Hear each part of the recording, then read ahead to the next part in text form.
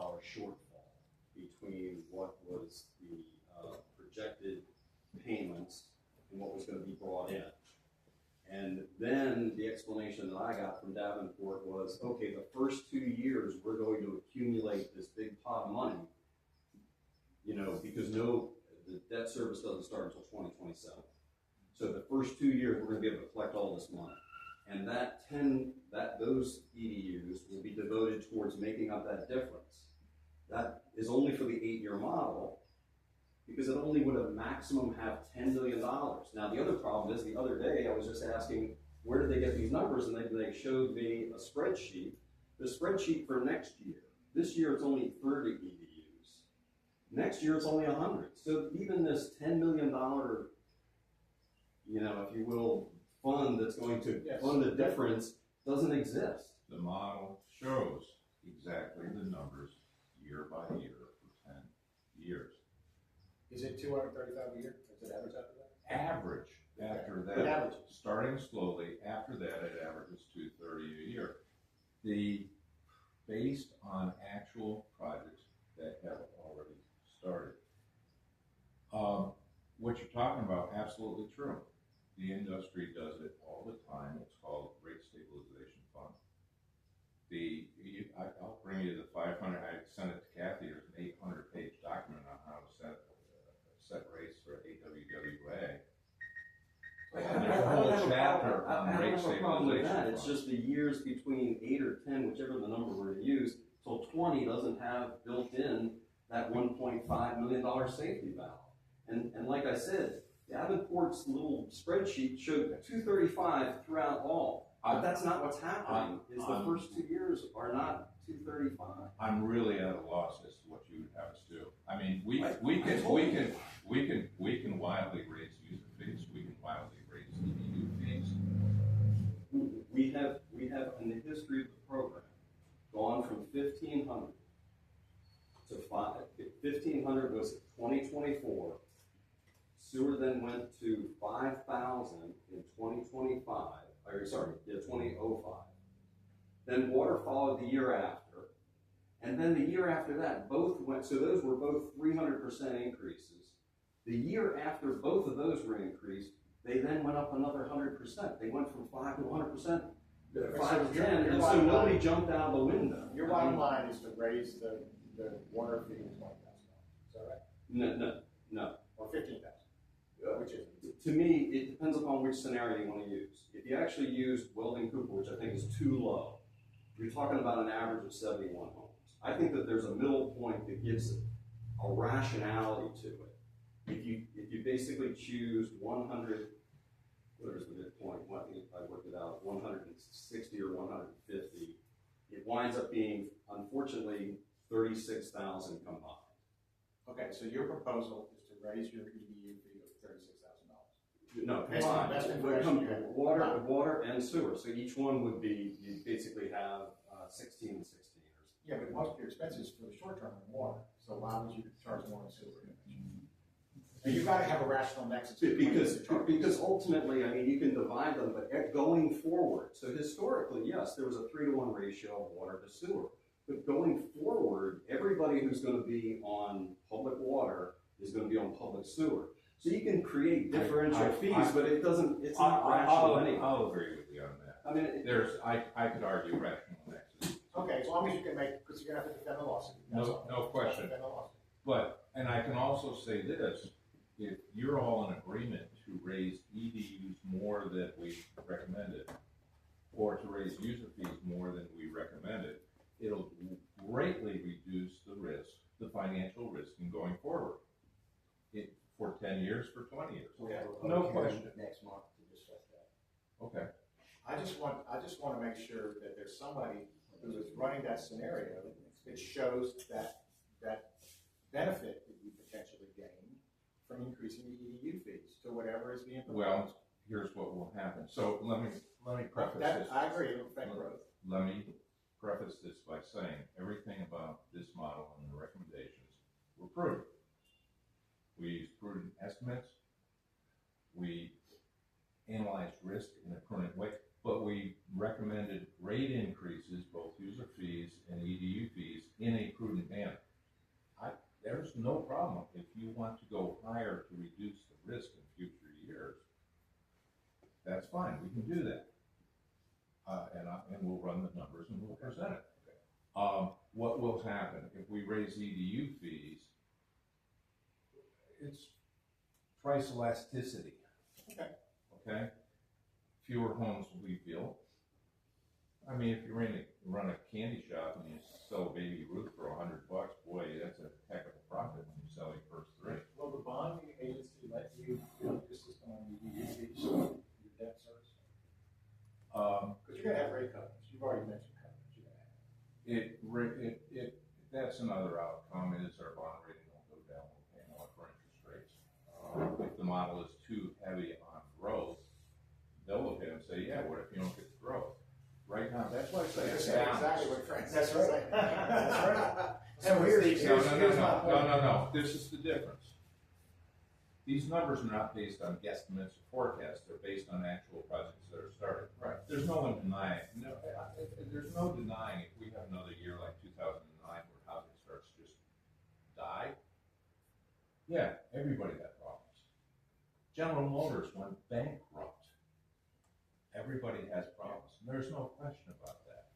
But if it's a normal year or even a slow year, these are actual projects that have started. These are not made up numbers or guesstimates. They are based as a prudent minimum of how much growth we can expect. And I was amazed that the numbers came out as well as they did, that we don't have to raise rates. So one thing is that true, much. regardless of what you raise it to, assuming you raise it, you assume you're gonna start getting more money. Absolutely. So the more you delay this, because once you get a building permit, you're not gonna raise your EDU fee. Right. They're vested, they got it. You can't do that to them. Right. Absolutely. And that's scheduled for the next meeting, that discussion. To me, if this was just stuff taken out of thin air, I would agree with Mr. Huck.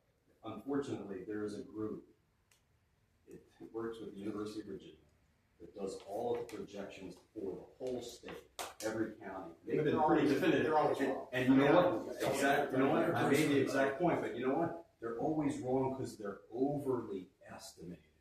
They are very rare. I can show you census data every If you live in a rapidly growing community, they don't get the numbers right. They're behind. Then they can't keep I live with that.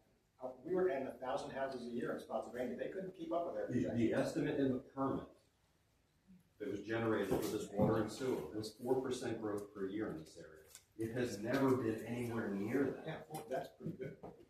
It's an insanely high number. Yeah, and it's never been true. It's been about 1.1 to 1.2 for the longest period of time. And I do think that there'll probably be some kind of blood.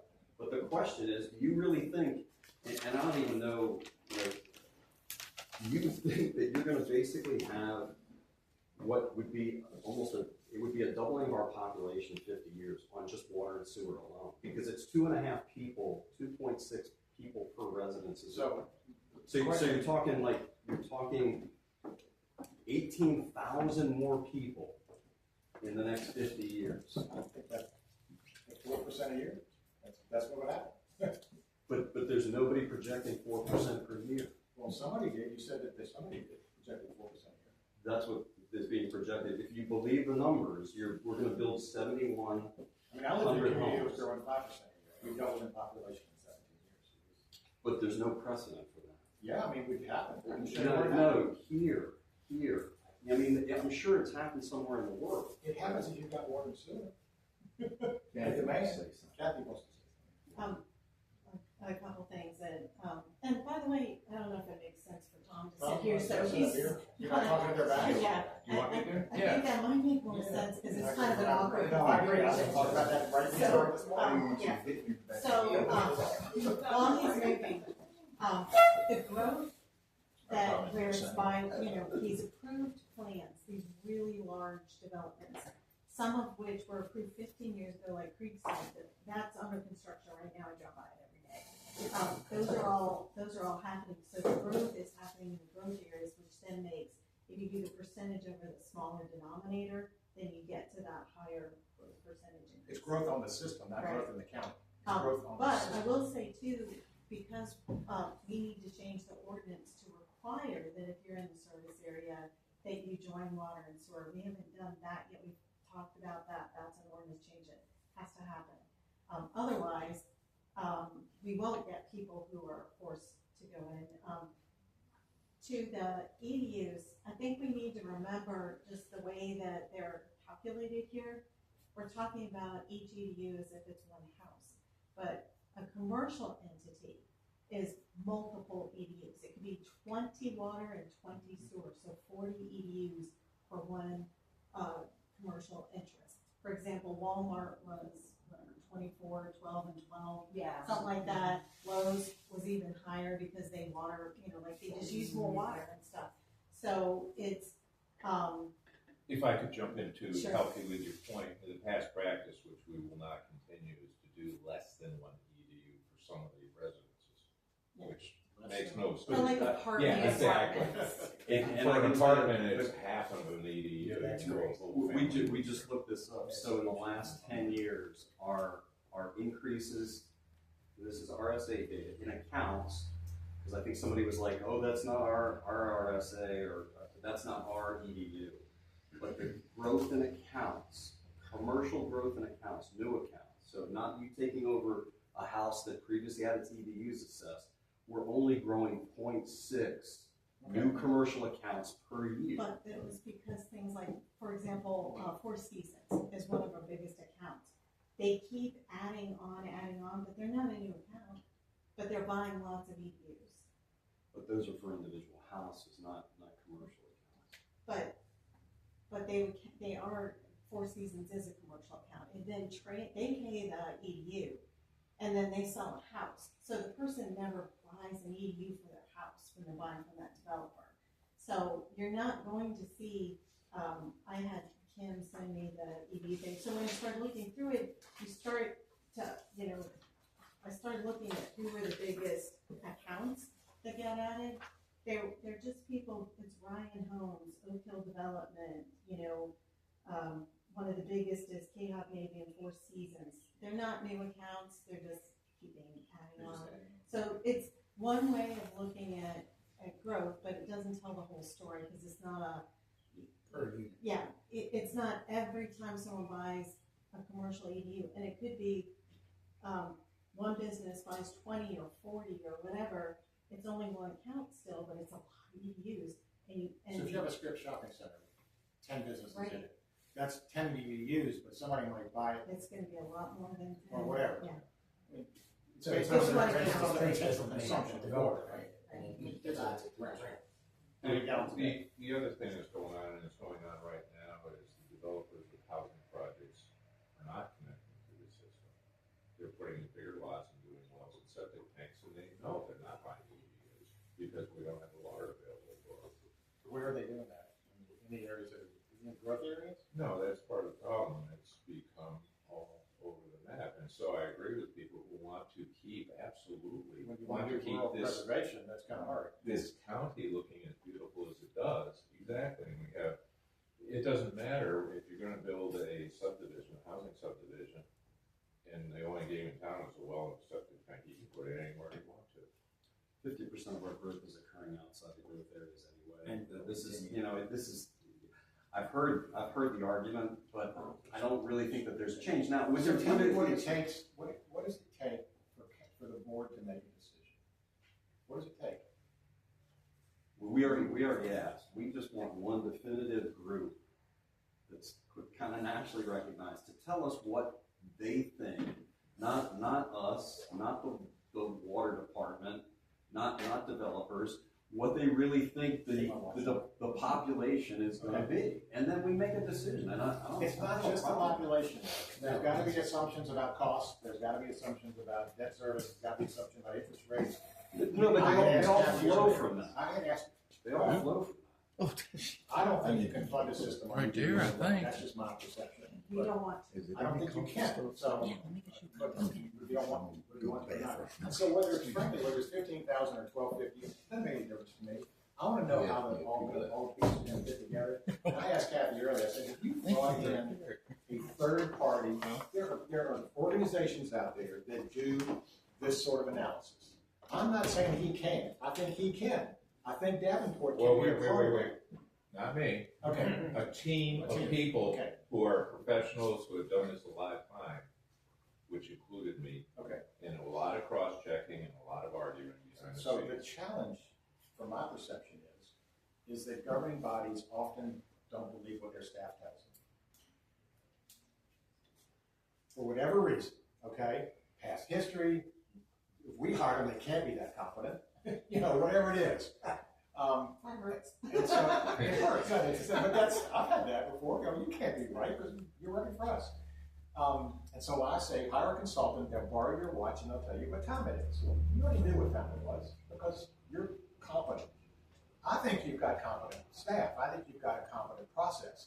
If you want to verify that or double check that, you could spend $100,000 and bring someone in here to do all this analysis independently of them and see where you end up. And if that's what it takes to build a $100 million project, I think that's a pretty cheap investment, frankly. That's what we discussed at the last work session, and I had proposed that in January, we start regular work sessions where we kind of work through those amongst us, our issues, our details, our visions, our fears, and go from there. I do think, however, we keep plowing ground we've already plowed. I mean, you know, we're not saying we're not building it.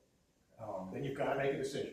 At some point, but we have to make an informed decision. We have to make a decision that, in my opinion, legally is based on some due diligence. Now, hearing from my staff is great. I don't mistrust what I'm hearing. I find some holes in it, and it might not have been the way I went around it, but I don't not trust it. Are you more qualified than him to put these opinions and assumptions together?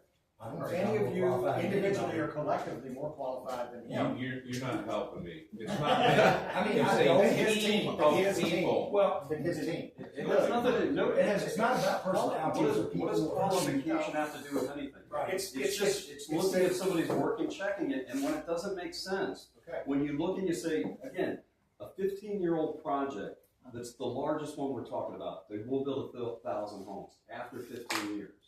Then somebody needs to tell me where in the pipeline right now, so we have Blue Ridge Meadows, 450 homes, but where's the other 1,500, unit Okay, subdivision? that seems like a question. And nobody sees that on the horizon, and I do think that, yes, there will be a bleb that might fit this model. But when everybody here is retired, unfortunately probably a couple of us dead, 15 years down the line, where are people going to be? And that's what I think we're talking about, is just trying to make sure this has nothing to do with qualifications. Nobody's asking about, the chemical composition of the wastewater treatment plant. What people are asking for is, you came up with a population projection. And I can tell you what really freaks me out is I was behind the scenes trying to get Ravenna to provide us water. And their engineer said, we can provide you 0.5 million gallons per day for $12 million, which is dirt cheap.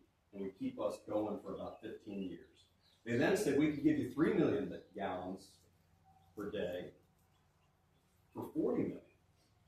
And he said that we can do it logically, and we can do it up to 29. He said, but you got to talk to two different people. You got to talk to the board, which he doesn't think is positive, and you got to talk to Ravenna's head. Well, I talked to Ravenna's head over lunch, who happens to be a home builder and a realtor. And magically, he said to me, I would have an EDU, but not as big as you're talking about. I would have an EDU that would be about $2,500 higher. And I was like, how is it that number seemed to also appear? Another thing that I was a little suspicious is when I asked Davenport after the meeting when they presented to our water and sewer, I said, did you come up with a population estimate? No, we were given. Did you come up with the estimate for the EDU? No. And I was like, well, so what did you do? We just built a model around those two numbers. And that means to me, I would have expected what Davenport would have done is $168 million. And basically, this is the number we need as far as EDUs based on a population estimate. But that's not what happened. You're not going to pay for the system with EDUs. You're not. It's part of it. Has anybody ever said you're going to pay for the system with EDUs? You can't divide $168 million by X number of homes and say that's the EDU. You're going to issue debt, and you've got to figure out a way to pay the debt service. But the debt service is $168 million. Not a year. That's the No, debt. total. That's the debt. That's the total. After 30 years. Yeah, Okay, after 30 years, Right. but you're paying it off $7 million a year, right? Just like you pay for your house. Yeah. Back to the house, sorry. Yeah, no, that's all right, that's my favorite. Yeah. Can I jump in? No question. I mean, I used to make a living coming in and reviewing other people's numbers. Well, when I worked for Standard & Poor's, I did 3 to 4 deals a week. All we did was review other people's numbers and assign a debt rating on that basis, okay? Just for clarification, are you looking for a review, a second opinion, on the entire rate model or just on the housing estimates? the entire rate model, the entire financial model. The estimates, I would have rather seen the estimates presented in, here's where you start losing money, not here's what it takes to make money. You know, like if it was 100 homes, we start hemorrhaging money, I would have rather seen that than the model projected as I'm sure it's. You're at a break even, right? So we, Well, it wasn't, it was presented that it was a self-sufficient project. I didn't have a number on a break even. I mean, that's what self-sufficient means to me, right? No, it was a. No, so we just, I mean, I think we're drifting, because you just, it seems like you're indicating that, oh, the goal should never be that the EDUs will pay for the system. Well, we've already said the EDUs can't pay for the system, because the EDUs could stop in a recession. Sure, but I can tell you one thing, the user fees are not gonna be able to do it, because, you know, when we talked about this before, the assumption that this thing is not gonna, the water and sewer nationwide utilities is growing at 2 to 3 times inflation. Our people are already freaking out about a 7% increase in fees. If you keep going and saying like each year it's gonna be 21% or something like that, it's gonna be really, I can't imagine what's gonna happen. That's where we come up. So the power company went up 5% at a whim on the bill, right? So I don't buy that, like, because those are the same people that are saying we don't want tax money to cover the debt service on the accountant. So good for thee, not for me. So I lose it right there on that whole argument. I think that I look at the fees more on the operations side. That's where I look at it, because I know we're still trying to work that out. And those fees are that to me. If that keeps our department running, right? Right now, our department's running at a pretty, Yeah, you I gotta assume keep it does. it running. right, we gotta get that to that enterprise fund discussion that we had earlier today. I guess where I am is, if you need 100% assurance over what's gonna happen for the next 30 years, you're not gonna build this product. No, not. No, you have to build That's in reasonable, you have to put in a reasonable safety margin. To expect that you're gonna get 235 homes ad infinitum is crazy. So my understanding from the presentation is that you built a safety margin in. Every number that went into the model is prudent, safe, low, where that. The rates we brought back for you to raise were prudently low. We served a lot of different needs with this model, including raising rates not more than we needed to address unforeseen risks. We can adjust that. If the idea is in the public and on this board that we really want to be risk-free, it means raising rates more than what we proposed. Now, this isn't the one go around. We'll be back in front of you every 12 months. We can adjust rates as we go. Oh, goodness. Yes, absolutely right. Fewer housing starts than we saw. So we're gonna raise rate more than inflation this year on the user fees. Would you But also if that adjust occurs the- if that occurs at year 12, and you have had 235 or 300 homes for 10 years, and then all of a sudden it falls off a cliff, you can't raise EDUs to $100,000. I'm not gonna propose raising fees right now on the basis of what might happen 12 years from now. Otherwise, No, but you just candy said, bars would cost $50. you just said if the numbers fall, but if the numbers fall after what may very well be a housing bubble, based on, because we have 2,700 homes on the books that have accumulated for more than 15 years. And maybe those will get built in the next 10 years. But if after that it flatlines more in proportion to the population growth, then we're going to be in trouble, because you can't go back and reassess the fee. If I can I try to summarize what I think is your argument, tell me if I'm wrong. That because of the unpredictability of growth, even if we start off fine, even if he's exactly right the next 10 years, because of that predictability, you want to raise the EDU fees as high as possible to put that money in the bank, kind of. So for the inevitable fall, recession, whatever. I mean, we're going to have a recession in the next 30 years, no question about that. Sure. So is that really where you're coming from? Is that the just? I mean, in a way, to me, it's just not that difficult. You look at what you think the population growth is, and like I repeatedly said, when you look at RSA's projections, when you look at our projections, when you look at the comp projections, everybody has overestimated our population growth forever. Okay. And so as a result, I would use what is a recognized group and then work backward from that number. Like, where do you really think the population is going to be? How many homes that will be? Because if all of a sudden you don't get the population, they're not going to keep building homes.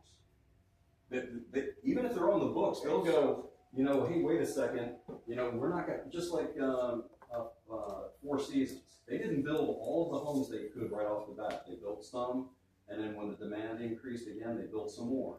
So I don't. So would it be reasonable to do a scenario based on, say, 50 homes a year, and see what it looks like? That's my point. That's what I'm see trying the to impact on user fees, debt service, whatever.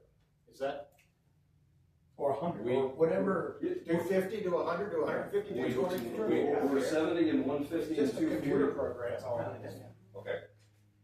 We can do whatever you want. You're the governing board. What'll happen is we'll be back with a proposal to raise. I don't care about your proposal. I want to know what the number is. I want to know the number And the impact. and the impact. That's it. Not saying, because then that will give some comfort on that. But let me throw another sidebar into this, since we're all over the place. There's no projection with 75 million, I think, is what you got on your expense, what you want to do, right? 75 million for construction. Yes. Yes. So just for the reservoir. Yeah, for the reservoir. That's what I'm talking about. So here's my question. Everybody's poo-pooing the fact that, I mean, we don't have a lot of contractors running around out here. There's a lot of government stimulus money in the infrastructure world. What if it comes back 2 times that? What if we don't have a bid document? We don't know that. So we do all this modeling. We agree to move forward. We go to bonding, which I haven't even agreed with that yet. But we go with bonding, and then we find that it's $150 million because we can't get anybody to bid the project. Now what? We rebid it. How many times? I mean, this isn't going to change. Well, The point is that takes every number we got and scraps it and bankrupts the taxpayers. That's the problem. Well, listen to what you're saying. It's not going to change. You create a scenario which you're saying the cost estimate of the construction. The point is twice that what your the model is engineer bogus, knows. because if it does reflect that, there's no way there's going to be enough housing to absorb that without phasing the project. Everything in that model is bogus if things don't turn out. If interest rate goes up to 10% a year, you can throw the model sent out. It's us worthless. a resolution to approve a $75 million bond issuance. Am I correct? At the No. last meeting, never happened. But No, sir. what was that? Tell me. Is to proceed with the project towards that goal. We'll be back to you. There was in another future resolution months. about $75 million Direction to proceed for $75 million. for the bond issuance, which is Right. 75 plus 13. So we go on and do all that, and it comes back to $150 million. What are you going to do then? he's not going to sign the bond agreement, that's for sure. Right. Well, The point is, we're out of business. I'm at a loss. Are you saying we shouldn't do the reservoir project because I didn't say we shouldn't do the the reservoir bids might come project in at all. twice But what what we you all are expect? presenting is an all or nothing approach, and I totally disagree with it. What would you propose? My proposal is to phase the project. How so? Actually, that's my proposal. Yeah, The board really well, needs we to have- discuss it. There are Build the 5. intake, clear the lot, dig the hole. You start with one project. Right. Start the intake. We're doing something. We can afford it Well, that keep, while we well, flush that this out. keep the permits going. The DEQ lets you build an intake without having.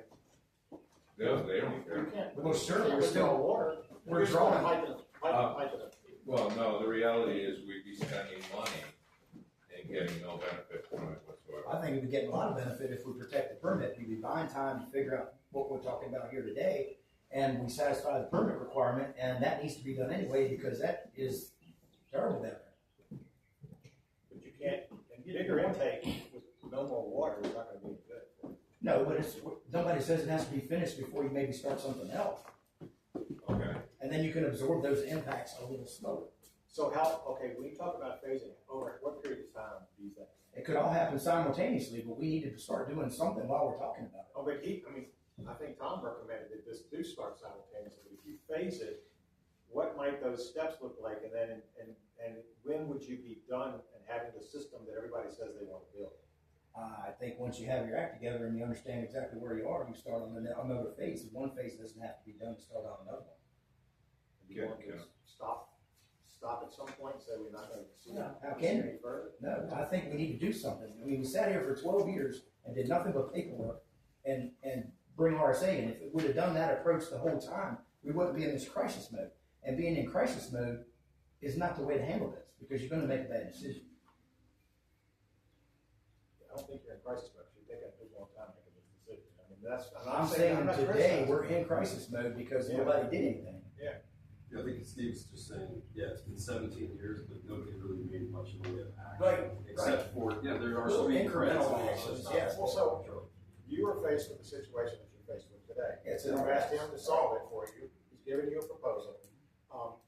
You've got a model. Is there any disagreement about the basic parts of the model and how they interact? Did somebody say you left a major thing out of this model? Or you shouldn't be multiplying, you should be dividing? Is there any question about the basic model itself? We're arguing about inputs to the model, right? Not the model itself. Are you comfortable with the model as a good model? What other model are you going to have? I don't know. I mean, I'm assuming you've got a good model. It's growth. So you're not arguing about the model, you're arguing about the inputs to the model. The only argument I would have with the model is if what is projected occurs, then there will be a need in 5 to 7 years for expansion of our wastewater treatment plant. Okay. If the growth occurs like they're saying, somewhere around year 2022, you're gonna have to start building another water treatment plant because it's 3 million gallons is the estimate, right? And we're gonna be hitting 2.4, 2.5, if we get the number that they're talking about in 30 years, which means, again, you're supposed to start building before you get anywhere near that number. So the problem is, this project is supposedly the end-all and be-all for 30 years. And I think that, again, that is overly optimistic. Okay, no one said that. No one said that. No one said that. Okay, As a matter of fact, but- you keep asking, you keep talking about the 30 years. The bond is for 30 years. The model is not for 30 years. I know, which doesn't make any sense to me, but I guess the point is, I don't care whether people said it or not. I guess the question is, we have to be able to incur more debt. And if all we're doing is bringing in a small what I think is a small EDU for the problem, then to try to get the money for that, and like I was saying earlier, you may not have been here, if all of the numbers that you're talking about, we need a new high school, we need new elementary schools, we need another middle school, we need another EMS building or two, and we need to double the number of EMS, we need to double the number of cops. So the problem is you cannot be over-reliant on the general fund because it will be a disaster. We won't be able to provide these services. You're arguing to stop growth. No, I'm not arguing. Yes, you are. Yes, you are. You're saying No. you can't accept the growth. No. What I'm saying is you need to build it so that this thing is self-sustaining because the general fund is going to be needed for all these other things that occur with growth. Self-sustaining is a principle that we started with and said that's the principle we're trying to get to, right? Self-sustaining. So that's the principle. You've got a model, you've given a proposal that is self-sustaining, no general fund support for as long as you project it. If you want to play with if you agree the model is acceptable, then you can start running different scenarios on the model. You can change the years, you can change the EDUs, you can change the growth rate. What else would you change? Those are the three main things. Absolutely. Interest rates. And can I boil that down? I think we have two issues on the table. And I'll speak for Steve, we'll talk about phasing. Chris, absolutely, we can phase it lots of different ways with pros and cons. On the issue of the inputs to the model, I think it all comes down to, I hope you agree with me, is what do we set rates at now to address all potential risk in the future, like not getting as many housing starts. And again, we took every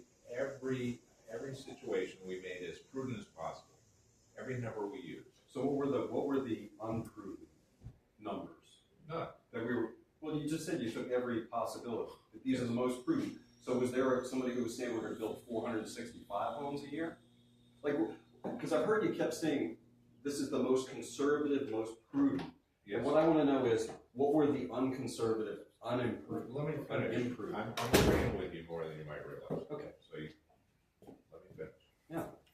If this board wants to be more risk-free, beyond the very prudent model we came into with modest rate increases, and you want to raise rates higher to address even more potential risk, that's fine. But here's what will happen. You'll get people who come back and say, why are you raising my fees this much when you're sitting on a lot of money into the future to address, and the answer is, well, we want to address risk. When we go to Wall Street and people who, my predecessors times 20, will look at it and they'll give us a worse bond rating, we'll pay more interest rates, because they'll say, why are you raising rates so much when your model clearly shows it's not the industry standard. And they'll say, and they'll think, why aren't they just doing what's necessary in a prudent model to address a reasonable amount of risk, and then revisit it every year and watch the growth rate and watch the interest rate and watch how the plant's operating. That's the way the industry does it. That's the Wall Street industry expects us to do it. If we come in with rates that are too high, designed to address too much potential risk, we'll pay the price with higher interest rates on bonds. But we can do it. That's a choice. There's no question. That's a choice, a policy choice for the board. That's a policy. So, yeah, what I would, And I don't see how we're going to be stockpiling millions of dollars, because the truth is, if you take the $7 million in debt service, you divide by the 22,500, you come up with 311 homes. Because the problem is, like I said before, when I looked at the model, there's a $1.5 million shortfall. So the numbers are not 235, it's 311. I mean, just do the math. Just do the math. I mean, it's, you know, We it's not that did the complicated. math. We spent 45 plus days. So you think we're gonna get 311 homes every year for the next 30 years? no, let me propose this. No one has ever said that. Why don't, take Francis's number and just run the scenario. See what it says. 300 homes? Whatever. I think he's arguing the other. No, is that I we should just be took showing what zero. you $7 million worth of service of a debt a year. And you take your 22,500, which is what you're recommending for combined EDUs. You need 311 homes a year. I thought we got past the point that we're not paying for debt service with EDUs. And we're We're not not paying paying this. for debt service. We're not paying for debt service. Your annual EDUs do not pay for your annual debt service. What is it gonna pay for? Because our current system doesn't even keep up with its operating costs. Our operating, That needs to be fixed. That needs to be fixed. You said it, you cannot count. the Okay, definition of a here's- connection yeah. fee is supposed to be that you connect to the system and the fee pays for the existing infrastructure and the infrastructure expansion necessary to meet the extra demand put on it by those homes. So the EDUs, in my opinion, have to and should pay for that infrastructure. Like by definition, that's what it's there for. That's when I say we balance the figures. That's the way we put. But it's numbers together. 311 homes. Wait a minute, back up. One of the things I think, okay, and Courtney, to be honest, I'll pick on Courtney because he's not here, didn't explain as well as he should. I don't care. I'm not going for 13. Okay. So I'm picking up in front of his friend.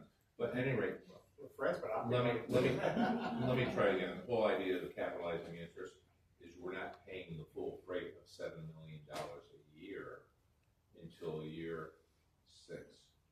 But you got a bubble in your 6 that needs to be dealt with. Right. Exactly, and that's where we use the concept of a rate stabilization fund, is that if we start now, raise rates, build up the funds, we'll be in a good position then to take money and that buildup and address and coast for many a year. Sewer drops off. And sewer drops off too, and take advantage. But it doesn't. I looked at the model the other day that one of the first models they gave us, and it goes from 1.5 to $750,000 through the length of the debt service. Yeah, it doesn't So it doesn't drop off to zero, but it drops off substantially. This is a small system, small community building a fairly large group of capital projects. And I said, I used the word crunch in my presentation. There's a crunch up front. We're dealing with a lot of that crunch by capitalizing interest. We go for a year with no debt service while we're selling the debt. We go for 2 years interest only, and then we go for 2 years. We go for a year with no interest. Go for another 2 years with no debt service whatsoever, principal or interest. Then we go for 2 years interest only. So the $7 million a year debt service doesn't even kick in until year 7. But by then, we'll have built enough money to address any risks and address that spike in debt service. And it's the only way to do it. It doesn't work any other way. So, stopping right there. Yes. If you went to 15,000 on the EDU, you would just do that faster. You would build a bigger, assuming it doesn't affect growth, you would just build that money faster. Yes. Okay.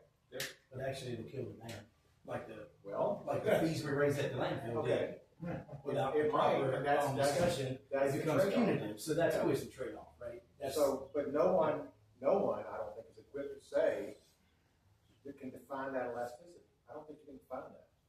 There was a $30,000 increase on my. that's why my ignorant mind You can't do that. backing into this thing, squeezing everything at the same time simultaneously while we're moving forward.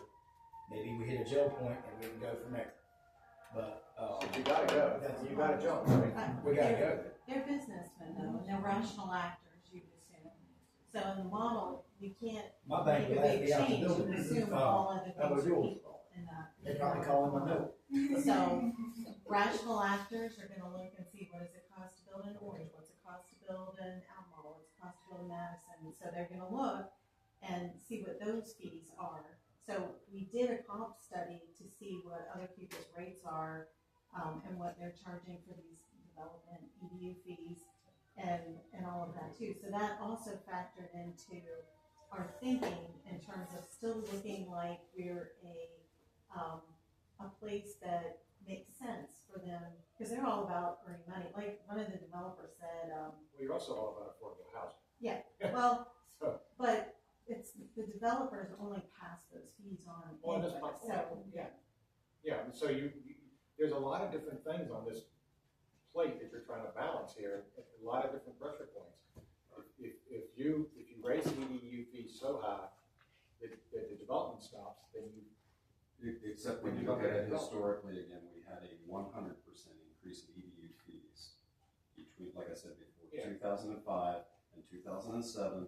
Those were some of our highest billed years thereafter. but they were also. And when you look at it, not only was it a 100% increase, but they were basically, the equivalent of in current terms, not a 10,000 increase, it's the equivalent of 16,000. I will say that when that was done in the past, RSA allowed and the county allowed for people to prepay and pre-buy EDUs, which we don't allow anymore. So they did buy. It was like a enterprise fund. Well, and those fees were terribly low. Yeah. They had no relationship with the rest of the real world. It was an evolution. I was charging $4,000 to $6,000 for connection in Spotsylvania 30 years ago.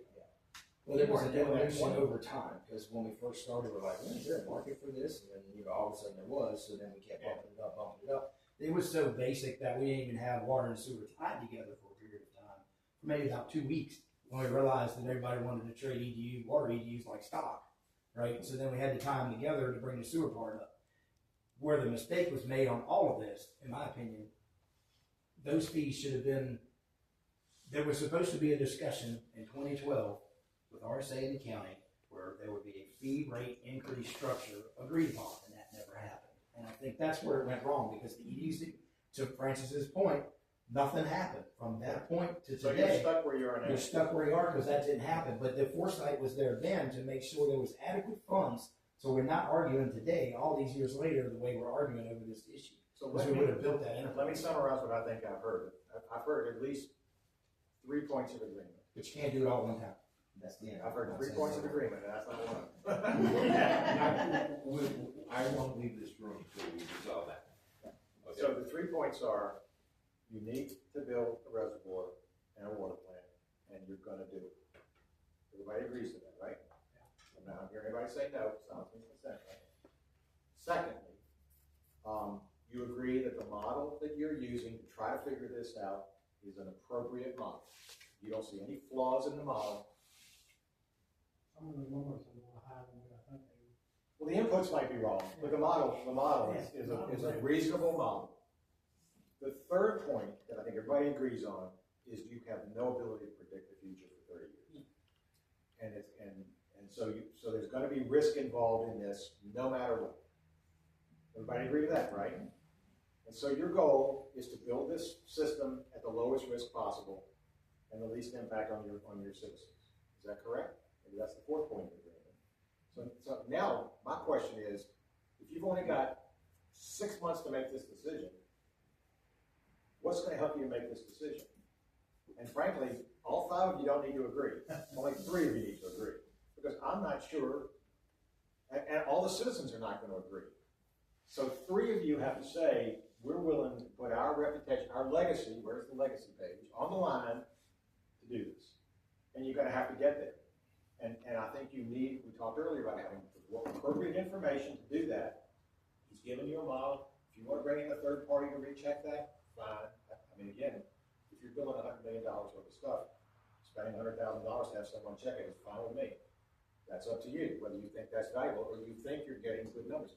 Run 5 different scenarios. Run it at 50 EDUs a year, 100 EDUs a year, 150. See what it looks like. See what you learn from that. That's not hard to do. You got it plugged into a spreadsheet, right? That's the whole, this is the best model I've seen because it allows the what ifs. Yeah, do the what ifs and then see how comfortable you can get with those what ifs. Address the phasing issue. But I think you're at a point, you're not going to have 100% assurance of the future. You're going to have to decide, I have enough information. 3 of us have enough information to act. Hopefully 5 of you can act together. Look at the EDUs as, say, you do 1250 each, bring it to 25 total. Do a scenario on that. Yeah. I mean, I agree they probably do need to go up. I don't think they need to go up 36,000. No, not 36,000, but if you take the mean point, if you take the mean point between what the state's authority on population growth is saying that we're going to grow, and it's done by county, this isn't averaged over anything, and you take the 235, if you take the midpoint, it winds up being that you need to get 36,000 revenue, which would be an 8 and 8 increase. Yeah. What I'm concerned when I hear you Jump at a high. say that, what concerns me is, to me, you're almost outlining a scenario that's impossible to build this reservoir. I mean, you're saying that if this is the truth, we have to have 311 dwelling units built a year, and you're convinced it will never happen, then you're saying we can't build the reservoir. No, that's not what I'm So saying. how can you build the reservoir? What I'm saying is, okay, we have a choice to make. Again, a decision that's going to not really affect any of us long term. But we can decide to strap this. We can decide to strap this county. We can decide to strap this county and bankrupt this county for a reservoir. Everybody I've talked to, my brother did EPA water for 35 years, and he's contacted other people. What we're trying to do for most people, they would think is impossible. For basically 3,000 current users to build an $87 million water project is almost mathematically impossible. Well, that's what I thought you were saying. But if we're going to do that, at least don't make the problem 100% worse. So if you're going to estimate 311 homes that you need for 30 years, and the numbers are saying 70, at least take some kind of midpoint. But no, I would never. So that's running. I would never vote. I will never vote for this number because I know that this number will be a disaster unless these people are wrong at Weldon Cooper and they've got an entire department who does this. Unless they're wrong by like a factor of 80%, like 70%. So run the scenarios. Is that a reasonable approach here to run these scenarios? Because I do think I'm hearing from you that this, in your opinion, is mathematically impossible under any scenario. That's what I think I'm hearing you say. No. That's what you said your brother said. No. Well, yeah, he's saying that honestly, and you know, some people have pointed to other counties. Let's compare ourselves to other counties. Well, the problem with comparing yourself to the other county, yeah, Albemarle is going to spend $350 million in water projects in the next 5 years. They have 46,000 users. Yeah, so yes, you can do that, but you can't compare that water system to ours to determine rates. We have arguably, and you can't compare the rest of the Commonwealth because we have arguably the worst problem for the size of our county compared to anybody else. And if you wanted to use the same strategy, probably when we raised them to 10 and 10, 17 years ago, we might have had the highest. Okay. So you're like, okay, so I guess where I am is you're here where you are today. Yeah. You want to move forward, but I don't think you think it's mathematically possible to move forward. That's what I'm hearing, and I don't think there's anything. I didn't say that, but I just took the worst job in the world. There has to be a challenging job. Mathematically impossible. Yeah, no, I have the same question, Supervisor. You agree we need to build a reservoir. You've had a team of very, very good people, experienced professionals, all cross-checking, all coming up with a prudent model using prudent numbers and arriving at prudent fee increases. I was amazed it worked. Frankly, I was amazed it worked. Can I ask you again, what were the imprudent numbers? Because I keep hearing that this is a Well, conservative nobody ever starts a process saying, let's pick imprudent numbers and work from there. You try to find a number that's the right number. But we can do imprudent numbers. We can start at 50 and we can go to 300 through these scenarios. There's imprudent. 300 on one end, 50 on the other end. Maybe 50, maybe it's 25. Let me finish my thought, if I could. What would you have us do?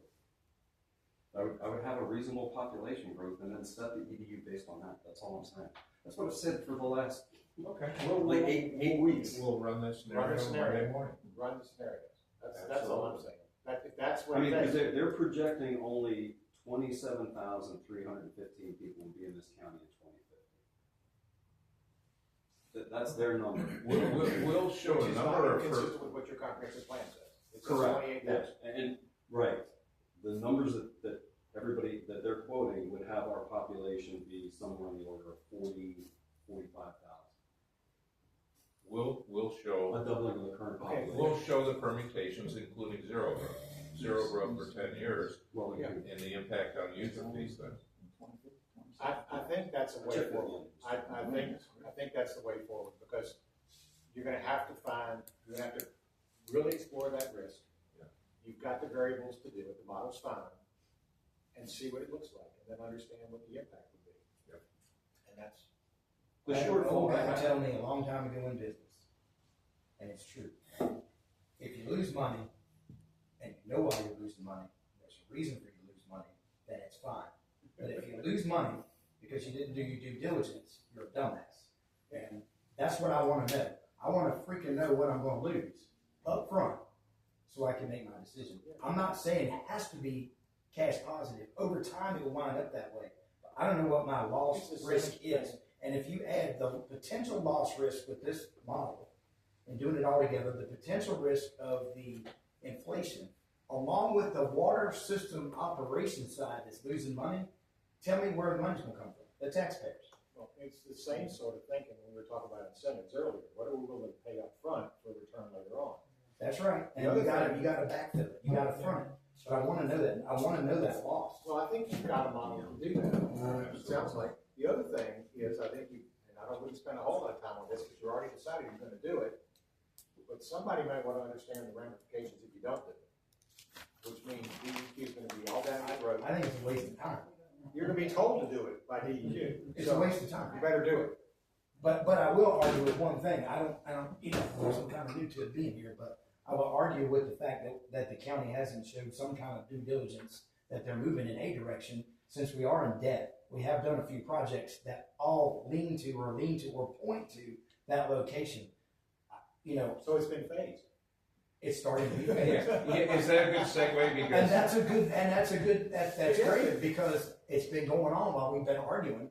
It's been going on anyway over these years, right? Yeah. Something's been happening. So let me take advantage of the segue, Supervisor, because yeah, we can Please fight. call me Steve. I'm not here for a long time, I'm here for a good time. That's what I'm saying. We can phase the financing. We can phase the construction starts. Want to explore that? Because right now, what I know about the projects and financing, I wouldn't recommend that, but certainly we can do it. But he wants to know the impact when you do it. That's not unreasonable. Well, I let's think start. the only thing, Steve, though, is, again, we were above the 900 million gallons a day, 19 times this year? That's why your wells are coming online to kind of mediate that. And the problem is there will be 180 new units from Greene Terrace. There's gonna, before the next 3 years, maybe all 280 will be complete. A good portion of Credit Creek will be complete. So if we don't do something now, we are really gonna create a massive water crisis. It's kind of scary during the summer months in the short term. I think he's been saying, let's move, Yeah. which means you've got to do Well, Because if it's 3 years, that's a long time of adding homes.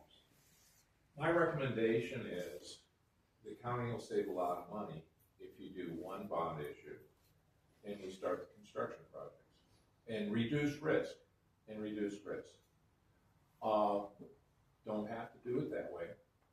If, dare I say, politically, it's better to start different construction projects at different times. We'll end up, what the contractors call the critical path is the reservoir, the lake, because we have to have a full winter season to fill the darn thing before any of it pays off. So Obviously, we have to start the water intake first in order to be able to exhume that water to put into the reservoir. So we started the water intake and then went to the reservoir and then the actual treatment plant. Since it's operational, it's Well, And then build the plant while the reservoir's filling. build that. So I mean, Yep. that's my thinking of it too. It's like, Do we If have we all start the one easements thing and and then every piece of let land, land everything that we share. need? We still need to get a few more easements for, I can't remember, it's like 10 One more, of the 10 more pipelines. easements or something for one of the pipelines. And right now, the people that live on Vista Heights Drive want us to look at realigning, which means another whole set of easements if we ended up doing that. So how long can we get the easements? Which you're not gonna How long will it recommend. take? Um, I'm not worried about that part yet. You How long will it take to you get can't do easements? anything unless you build that dam first. Cause that little creek will run down through that, and if you build a dam, if you get a 3-foot snow this winter, you could have had full, things like that, you know? That's the way I look at things. I think it's so complicated because when our engineer, Herb White, did the construction design, he assumed that we would be able to take the land that's being excavated for the reservoir and use it for the dam. So if we're doing the dam first, then it's going to raise the cost of the dam plus the cost of borrowing. We're doing multiple borrowing. So it's a little more complicated, and we could look at that and do the pros and cons, but Well, at the end of the day, we have to do whatever we do. We don't want to step on ourselves, but we have to be moving forward. I think if we're still, I wasn't under the impression we were lacking anything. So if we're still lacking easements, let's go on and get them. Yeah. And get that going like right now. real big question here, is the board absolutely adverse to eminent domain? We don't like that. No. We've already been through that horse. Well, what happens is there's the very big potential we end up paying more and it takes a longer time. Especially in this case, because they see us coming. They've been waiting for us to come. Sit down at the kitchen table. shift just. Yeah, I know. Is that because they wanna shift the, entry pipe? No, on that the would make backside? the problem way worse. Worse. Oh, yeah, no, that Oh, that's fine. actually, I'm gonna start mailing people back and saying, really shouldn't do that. That road was built with everybody's foreknowledge that the road wouldn't even be there if there weren't pipe gonna run down it. And because of the phasing, the pipe should have been built first along with the road. But we're Sure. phasing it, yeah. But let me ask, Steve, are you talking about phasing the bond sale or phasing the I construction? haven't got that far yet, really. I'm a little bit too ignorant to understand all the stuff that you all have discussed today. But, at the end of the day, I'm just looking at it practically, and, I would like to just probably, decide on if phasing is practical, what we would phase, get a little technical knowledge about that in our workshops, and then, move forward with how we're gonna pay for it on a temporary basis, I guess, until such a time that the whole thing gels, and we go from there. So one thing I'm a little worried about is November 12th, we have the public hearing scheduled to hear from the public on the rates. Now, that doesn't mean you have to make a decision at that meeting. So I want to put that out there in case there's some timing issue. And two, it sounds like it might be a good idea. I know we said January to start those workshops, but maybe there needs to be a workshop in December to talk about some of these ideas around phasing, or we can bring in her. One of the concerns is that you mentioned, every year we wait, not only is the problem getting worse and more critical, but the cost is gonna go up. And we don't know what it costs until we put it out to bid. We can't put it out to bid until we have the money. It doesn't hurt like bid these projects all day long. Can He- you not tell but- us? He has, and that's why when we had him refresh the numbers this summer. So because he just did a project in, I always get that county wrong, begins with an A. Amherst. Well, we need to help anyway. Here's my opinion, and for whatever it's worth, don't shoot me. I think we need to bring her back to facilitate our discussions. Well, that's Because what, could that be a December workshop is what I'm asking. Or I'd rather not. I just think we need a little time out to reflect on this. I don't have a problem setting rates in November because we always have the ability to go higher. At least we're getting some money in the bank. So whatever we decide in November, we're banking money because we're not spending money right now, right? So if we decide that we're too low, then we go at it again. I would those are also a few tweaks. represent that the action in November is to fix the Proper. deficit you've got right now. That's right.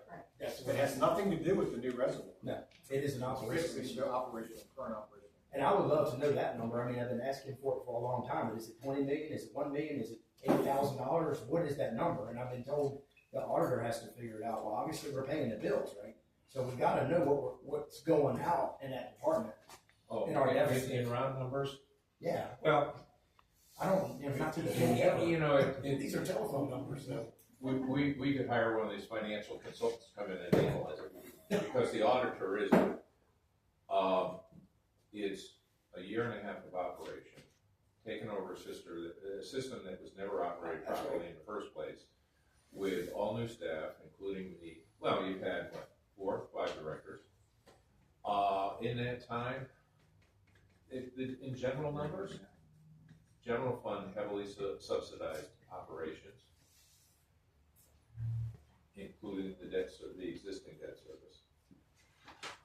We have almost weekly something breaking down in the system that requires a $30,000 to $50,000 bill, almost weekly, since I got there. And we still have a big project built. So that's where we are, but the bottom line is the general fund's putting a lot of money into the system. No track record, correcting a lot of problems that should have been corrected 10 years ago. So, beyond that, I'd strongly suggest we not spend too much time figuring out exactly where all the dollars went, because, can I say this in staff's defense? When I came aboard, the clock was ticking.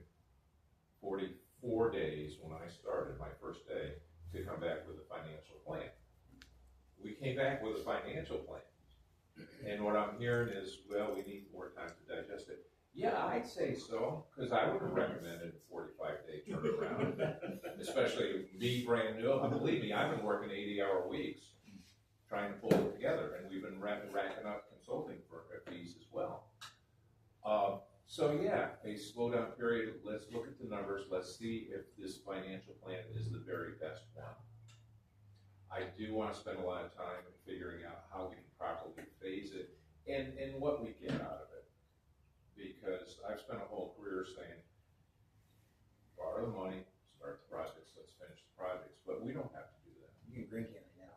It's a whole different ballgame. Yeah. Where it's mathematically impossible to do this anyway, so don't worry about it. Well, you know, case in point, I worked on some of the largest capital programs in the country, and you know why? Because nobody could get the capital projects done before I started, so we had this huge backlog of projects. You know, I'm typically, you know, I thought with a 45-day financial plan, everyone was go, go, go, let's get this going. If that's not the temperament, if that's not the desire of the board, we can slow it down. Bond, Courtney's in a better position to explain all this and give you your options and tell you how much extra it'll cost. Well, we can go out with 2 or 3 bond issues over 2 or 3 years. We can come in with 1 bond issue and have draws set for different times. So you take half the money now, and then in a set amount of time, 12, you take the rest of the money. That's all possible. It costs a little more, but certainly can do that. And the risk is a little greater because who knows where interest rates will be in 18 months. 18 months after you first We'll find out about 30 days. Yeah, in May. There are options, there are a number of options, but I think one of the first things he'll want to know is why do you want to do that? Because you're still advertising the fact that we need 175 plus the 13 minus the bond anticipation notes. But yeah, all of it's possible. Do you, so The VRA. At some point. That's the other issue, is talk about a prudent model with prudent inputs and the risk involved. We continue to look at every loan available, low interest loan, every grant available. I know they don't. Partnerships that we can work that out. well, like I said, every dollar you can slack aside right now to lower that debt in the future would be great, except you're not covering operations right now. So your EDUs, if they can't be used for cash to pay down the debt, then you need to get your user fees up. Which reminds me, is one of the items that was deferred is the budget amendment to do things that we absolutely needed a year ago to properly run the system, which are 3 extra people, an R&R account, which should have been established day one. And then the auditor was the one who came in and said, you guys aren't doing an admin transfer. And I don't know if they're gonna give us a bad mark on our audit as a result, is yes, we should have been doing that. So those are examples of things that we should have been doing all along, and I'd ask not delay. So, a bad mark from the auditor might not be the worst thing in the world, because there's no one here to blame for it, but it tells you what you're not doing, what you need to fix. So I always tell my auditor, if we're doing something wrong, wave the red flag, call us on it, and we'll fix it. You mean they're gonna mark it as a deficiency? They They might, okay, but if they do, I mean, that would be a tell against, because my assumption was that the 4.2 was gonna be covered by the fee increases. So if there's still gonna be a deficit, unfortunately, the model isn't appropriate until you estimate how much the general fund is subsidizing operations rather than capital projects. yeah, so the first goal that I understand is self-sufficiency, which means you don't want the general fund subsidizing the enterprise fund. which the model very much protects against. Right. Now, and that's worst case scenario. That's near bankruptcy for the enterprise fund for us then to come in for help from the general fund. And the model gets nowhere near that. Okay, but in the meantime, before you even build this water plant and reservoir, you gotta fix the current system. You gotta fix the current deficit that is existing today. Yes. And that's what I think November is gonna move you in that direction. That'll The rate be increase, the 7.5% rate usually increase, right? Yes.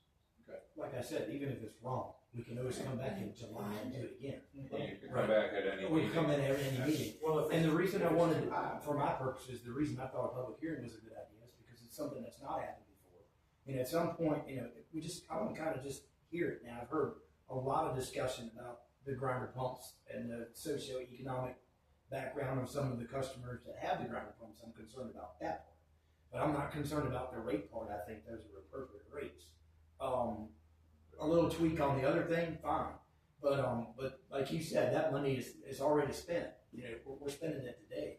And And also, I want to make one more point. I would love to get rates and operations unpoliticized at some point. Okay. Yeah. What, you like world peace also? Yeah. But at some point, we have too much. We are ham-hocked in a certain way to deal with some of these issues. A public utility should exist as a public utility and provide a service like the power company. Got the bill the other day. It has a percentage increase on it. The justification for the increase is everything they should have been doing already. But it doesn't matter. Can I tell you a sad story? My whole career, I'm the part where I wasn't working as a consultant, but when I worked for government, year after year after year after year, I'd sit there patiently during the budget meetings and sit there and wait through the library fund and the courts funds and the general fund and then everybody would brag and they'd get headline news off of we're lowering property taxes. Yay! And everybody cheers. Now, okay, end that meeting, start watering away. We have to raise rates. Yep. Because I warned you all, every time we talk about rates, I'll remind you, every year we have to raise rates to match inflation. It's not self-adjusting like sales tax and property tax. And I had a lot of eggs, figuratively, eggs thrown at me.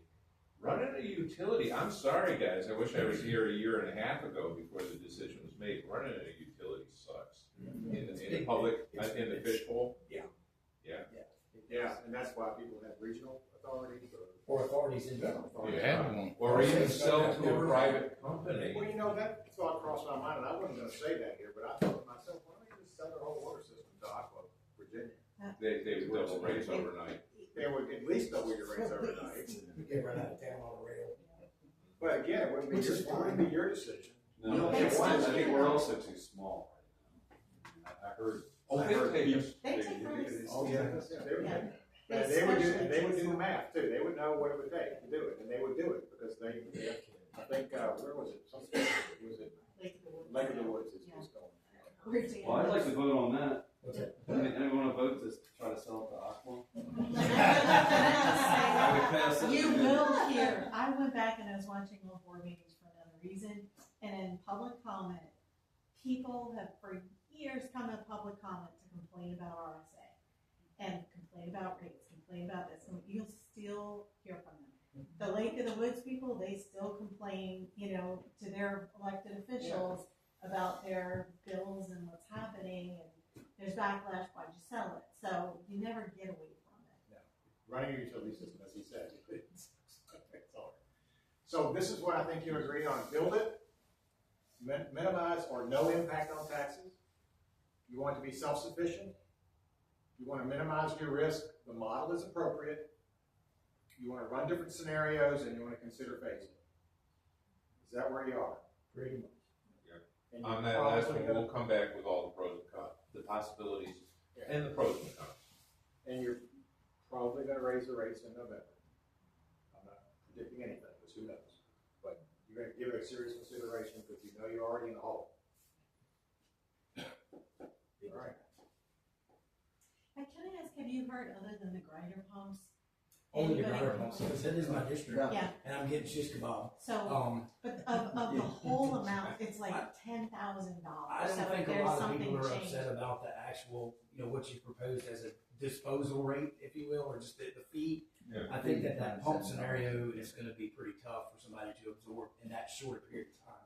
And again, going back to maybe our landfill scenario where we, you know, kind of blew it when we went to the extreme number. We don't want to do the same thing there. We want to learn from that mistake and phase it on the grinder. I couldn't agree with And you. I actually feel like it'd be very, I mean, I would wish all of them would voluntarily take it. They won't voluntarily take it if you don't raise the rate. But I wonder if we could explore the option of, by the way, this is yours, these pumps. Oh, no, actually, and it's in the It's in it. proposed That's what you language. said. Yeah. No, but that, wasn't that a voluntary program? Correct. That they, Okay. I'm saying make it an involuntary program. Because No, I remember RSA did something up on Lydia Mountain because they couldn't keep water up there. There was some kind of problem. And I don't remember the process, but they basically granted everybody the ability to drill a well and put a septic in, and then they paid for a portion of it. So I know there's the precedence for a utility abandoning something. Yeah. So my question is it legal to say, hey, what, this is all y'all's pumps? That's It's on your property. I was just going to say there's one person that can help, and that's Kelly. Okay. But yeah, I thought about that a couple of weeks ago. We need to- Why wouldn't we just to reverse condemnation? Yeah. And say Well, we're not because- fixing them anymore. Well, it's on their property and it uses their electricity. So, I mean, in a real estate transaction, is that, would that be, what, chattel? Would that be like a tie to the property or would it be ours? You see what I'm getting at? Because It's they such are a- providing power to it. It's such an unusual situation. Very I don't unusual. know if there's legal precedent, but Kelly probably give us a read, and if she said, yeah, you can do it, I think I'll- there's some way to travel on that. From my house into the sewer system? This is a weird situation of the grinder pump is in people's front yard. There's a county-owned easement. We own and maintain the grinder pumps. And when they fail after so many years, we have to go and spend our money to go and replace it. There's a nice lady, the ladies in my office put her on the phone because she was really mad. I said, let me try. And I got her laughing after a while, but she alternated between complaining about $45 and thanking us for replacing her grinder pump last month. She understood the irony of it. Yeah. She did, well, I pointed it out to her. Yeah, I had. So if someone builds a new house today, I had a complaint. They called me and said they just had put in a grinder pump 2 years ago, and they know it, and the other one had lasted 20 years. I don't know how they figured that out, but. I had a grinder pump in my house in Spotsylvania, but it was part of my house, when my Yeah. house was Yeah. built. Yeah, And I paid for it, and it was actually in the basement, because it was easier to collect it there and pump it out. that's the normal.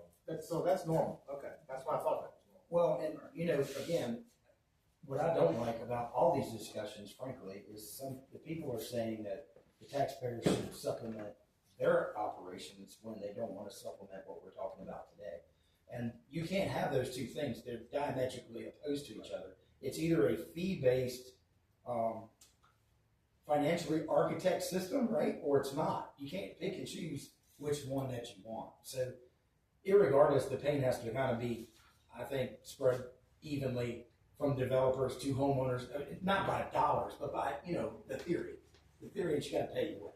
Well, again, this is. Me on a well and septic we don't want to pay for the impoundment, but we certainly don't want to pay for your grinder pump either, right? But That's- totally with you. Kathy pointed out, it's not a ton of money towards the overall operations. We could do less than 45, we can phase in the $45. Right. And we definitely want to put the contract in front of them for them to take it over. And we'll check with Kelly to see if we can do it. Yeah, but, absolutely. Is there any way to get, instead of a flat fee, to actually determine use? Because that's what I've been hearing from some people. They're like, they know how much water I use, but I'm still getting a flat fee. So For the grinder pump. no, for sewer. Oh, yeah, that's another issue. Because a lot of them are, and I'm kind of almost like, is it that much money? But what they start going through is the fixed income person, and there's this little old lady, and she uses practically nothing, and she's getting hit with the same fee as a family of 7. That's one I haven't dug into yet, but Dave tells me that a lot of those people are served in Green Mountain Lake. And the developer does have meters and he is keeping track. That's what they're saying. Yeah, but we were not getting the information from them, and if we do, we don't know if it's accurate. How good the meters are, which we all It's understand. got to be as bad as ours. But it's definitely worth working at, and those folks have a valid complaint, particularly if they're not using much water. Well, I think if we can't solve it immediately, we certainly can maybe go up half again while we work out that too, right? Oh, yeah. Yeah. So at least we're moving in a direction. But the same case in point, what Kathy points out is the sewer owning customers that we don't have meter, not a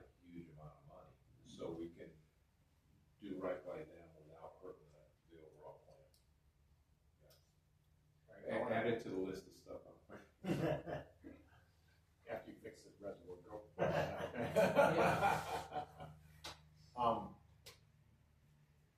It's 4:15. We're after 4:15. We haven't quite got as far as I thought we might, but we may have gotten further than we had any right to expect to get. I don't know.